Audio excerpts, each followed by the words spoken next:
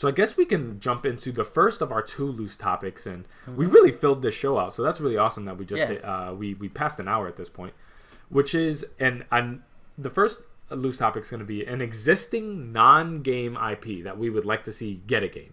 So basically, this is an IP from movies, comics, anime, whatever you want, and basically pitch us on a game. What do you see the story being? What is the IP? What genre would you like it to be? And who would you like to develop it? And kind of pitch it like, this is what I'd like to see be made. So would you like to go first? Yeah, because I think you have I don't know what yours is yet, but I feel like you have a big one to get into. So, this was a difficult one for me, like I was saying earlier. And it took me a long time for some reason. And I came up with some good ones. And I had one idea, and I was like, that's it. And then I kind of threw it away, which was just a quick mention. I was thinking an Inception game by Remedy, and Oh, that makes a lot of sense. It makes a lot of sense, but then I was like, it'll be too close to Control. It would be way too close to what Control is. It almost ended up being like a skin of it. But then I started thinking of an existing universe in what we have in the video game realm, and right now it's attached to Sony. So I'm thinking, what would exist in like the Marvel universe that Sony's building right now with like Spider-Man? And I started to think, and one of my favorite heroes, and he's popular now because thankfully he had a Netflix show, was a Daredevil game. And I know we actually had a tiny rumor that was quickly squashed. I want to say almost a year ago. And I just want a Daredevil game, in a game where in a world where we don't have the stealth games that we used to. We don't have Splinter Cells. We don't have anything like that. I think Daredevil would fit in perfectly. Again, you can tie it into Marvel, Sony's Marvel's Spider-Man if you wanted to. Obviously, being placed in Hell's Kitchen in New York. I think there's even a small Easter egg in Spider-Man when you see Murdoch's office building, stuff like that. I just think that game would fit so well because it's not just another hero action. It's not like the Batman Arkham games, which have similarities to Spider-Man and gameplay wise like that. But being able to do some of the slight detective works, a lot of that, sneaking and a lot of that stealth mechanic as Daredevil or as, Matt Murdock, I just feel like would fit perfectly in a world that we don't have that, because we don't have stealth games right now. We have games that have some stealth mechanics in it and things like that, and doesn't really work. Also, Marvel has such an abundance of characters and stories you can go with. Obviously, a lot of these lesser known ones can be brought over. Obviously, you have easy choices if you were like basing it off the Netflix show. People love Punisher, people love Kingpin. Kingpin's been used tons of times and stuff like that. He's also just what a great villain Kingpin is, because he's all about himself. So I just feel like this is something that would be different, especially if you want to place it in New York. And being on the ground is because usually when you get a game that's based in New York, it's always about running through New York really fast or swinging through New York really fast. I think having it on the ground, feet on the ground. Obviously, you have the parkour mechanics, would be great, wall jumping, all those mechanics that Daredevil has. The combat would obviously be similar to all those other things as well. But I think it's something that would really, I know I would love it, and I feel like other people would love it too if they marketed it correctly with the stealth mechanics, a lot of the, detective working as just Matt Murdock without the suit, and a lot of those discussions and the conversations and the characters development. I just feel like it'd be a perfect storm that it would just work so well. And it's something I've always said I wanted a good Daredevil game, and I don't think we've ever got one.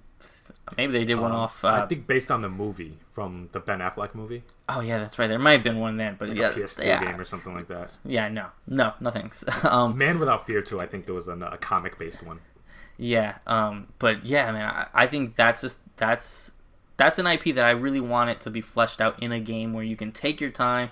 You're not constricted by all these other things, and you're also such grounded. Like, it's always been almost like you can be so less campy with Daredevil due to its villains and to his aspect to the drug world, the gang wars that's always taking place through New York. So that's my choice. That's the game I want to see. Yeah. So I was wondering some questions about yours. Yep. What aesthetic do you have in mind? Are you going more of a super dark, gritty Frank Miller kind of aesthetic? Are you envisioning something closer to like some kind of stylized look like a Arkham? Do you get more like the campy 90s version of Daredevil, or are you envisioning like maybe a more very grounded look like the show? So I got mixed feelings because I thought about this as well. I'm like, man, what do I want? And I could see it work out in two different aspects. I can see a very dark, gritty, bloody Sin City sort of style. I think it all really depends. If you're gonna go with the dark, let's say Nolan style. That's the best way I guess I can bring it up. I think that's probably where you're gonna hit it, because if you go to comic booky to, super bright red suit, let's say for Daredevil, I feel like you're gonna lose people that aspect. Like that that's one thing. 1 Spider-Man look. Yeah, because that's one great thing about the Netflix show that found crazy good success in the 3 seasons run. He didn't have like this super bright red suit. It was more maroon than anything. He didn't walk around with the giant DD on his chest. Obviously I'm a huge fan of the yellow and red and the yellow and brown Daredevil suits. Yeah. But obviously you would have to work it out a little bit differently. I think that's where I would be going. I do want it to be... Initially, I would love it to be like an M-rated. I'm sure Marvel wouldn't allow it. M-rated, like super gritty, like game. That's where I would envision it, because this is what Daredevil is to me. Is a brutal, choice-making game. And for developer, I would have to choose Sucker Punch. Okay, yeah, that makes a lot of sense. I think especially people who've played Ghost of Tsushima, and if the Ghost of Tsushima had such good stealth, if they really went into because they had a balanced stealth and it's normal combat and stuff like that. Imagine it if it was like 75% stealth and the combat's still there and things like that. But I just think they're the ones up to the task. I'm sure there's other people who were there, but Sucker Punch really just showed me they got the guns to make something even better. And not that Daredevil would be better than Ghost, but like they can really go all in one side, and that's what I would love to see. Yeah, so mine is interesting because it's similar. Mine also comes from a comic, but it would be stylistically way different from yours. So for the name of the game that I have in mind, I kind of couldn't settle on... It would have to be one of two things. There's a title I want, and then the title that they probably would have to use to make it marketable. And this is something that they've tried to adapt before, but I felt like they've never quite gotten it right.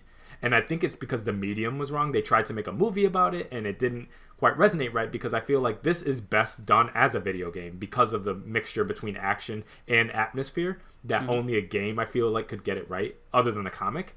So the name of the game that I want is Hellblazer. And wow, yeah. They would probably have to call it like Constantine, but I would like it to be called Hellblazer, because I think that's such an amazing name once you understand like what it's actually about. It's bigger than Constantine.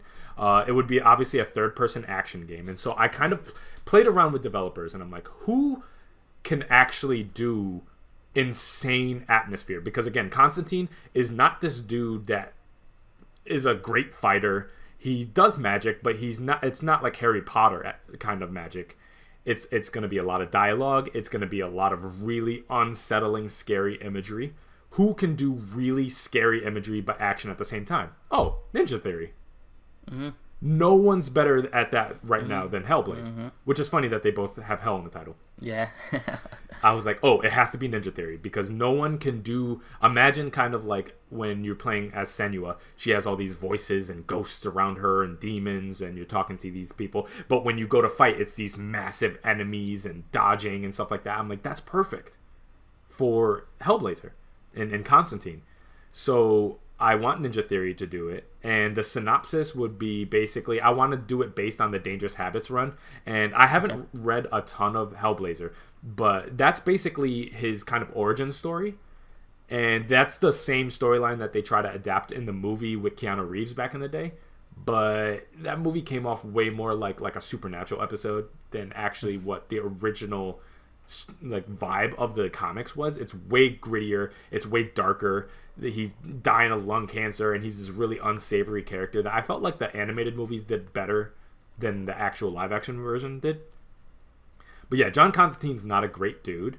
So I'm like, how do you kind of make a game where like you're rooting for him to get better, but you have to acknowledge that he's kind of a piece of crap, but it's okay because he's scamming Satan. You know what I mean? So it's like, yeah, the synopsis is him basically deceiving and conning is Satan, but they call him like first of the fallen, and he ultimately gets cured and stuff like that. Not a spoiler. That's the literal storyline for it. So yeah, that's kind of my view. And that the funny thing is, yeah, this would be an Xbox exclusive, you would imagine, because it's Ninja Theory at this point. And I'm like, how dope would that? Like, if you want to compete with Sony, that's the way you do it, which is you're gonna out serious third person action them. And I think this is the way to do it. Is get Ninja Theory to work on a super, super dark, really scary, but action third-person game like this, where you use a guy that you're going to have a bit of survival horror to it, because he's not a dude that has swords and all these crazy things. He uses his hands and his magic mostly. Mm-hmm. And it's going to be a lot of running. It's going to be a lot of hiding. And then when you have to fight, you have to fight. But the bigger fights are going to definitely be on the latter half of the game, because that's where he'll have all his abilities. So yeah, that was kind of my vision for it. Man, I want that game. You see, I knew you would have liked it. I love Constantine. You know, that whole era and stuff like that. And would you get Matt Ryan to do his voice in there? Oh, come on. That man is Constantine to me now. Yeah. That sounds amazing. And you're absolutely right that Ninja Theory is the one. Like, as soon as you said that, Ninja Theory, I saw Sasuna's in my mind and just skinned it with Constantine. I just imagine him walking while hearing all these little demons and all these things, like, screaming at him and talking to him, like, oh my god. I would lose my mind. I would absolutely lose my mind. Especially if anyone who's just seen, like, Justice League Dark and those animated series of just a little bit of what they've done with John Constantine. That would be amazing. My goodness. I'd buy the collector's edition of that. Yeah, and also, I did have some things in mind. And yes, obviously, Matt Ryan, the first person I go to, if he's inaccessible, I did have somebody else in mind.